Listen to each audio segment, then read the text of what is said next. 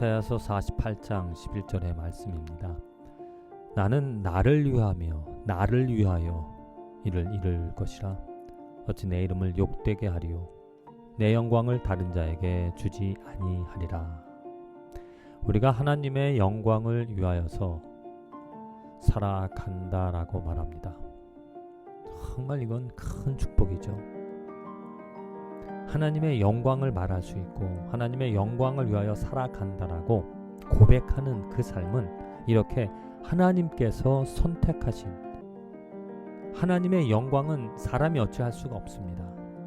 아무리 내가 하나님의 영광을 위하여 살아야지 그렇게 말을 하며 산다 할지라도 그 하나님의 영광에 다다를 수가, 그 하나님의 영광을 드러낼 수가 없습니다.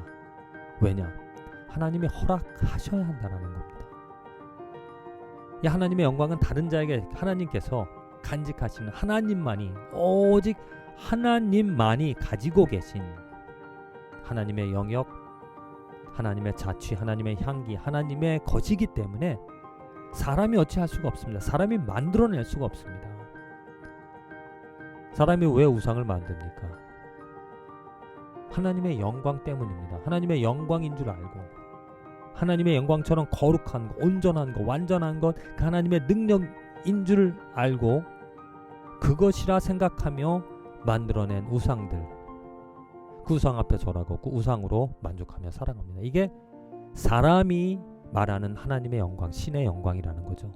그런데 하나님 오늘 분명히 말씀하십니다. 이사야 선지자를 통하여 내 영광을 다른 자에게, 내 영광을 다른 어떤 것에도 주지 아니한다 라고 말씀하시죠. 그 말씀은 오직 하나님의 영광의 주권은 하나님에게 있다. 하나님이 주셔야 할 수 있는 것이고 하나님이 허락하셔야 볼 수 있고 드러낼 수 있고 경험할 수 있다.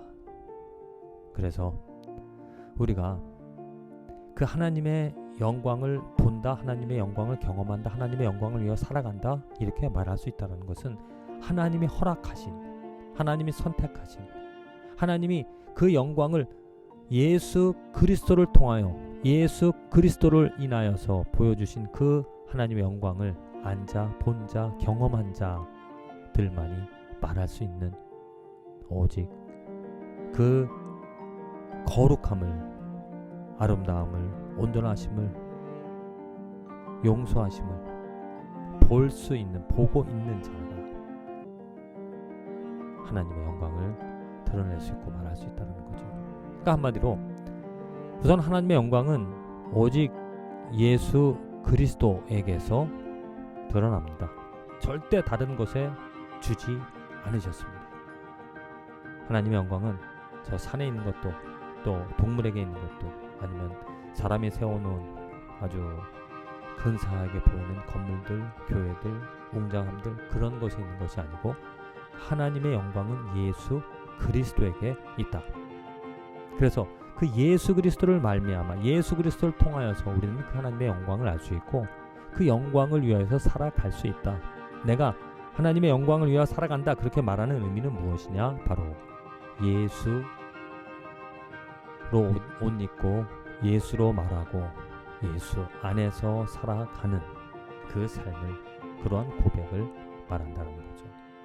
내가 얼마나 예수와 함께하고 있는가, 가까이 하고 있는가, 예수를 얼마나 그리워하며 사모하며 살아가는가, 내 입술에서, 내 삶에서 예수의 말씀이, 예수의 향기가 나오기를 바라며 살아가는가.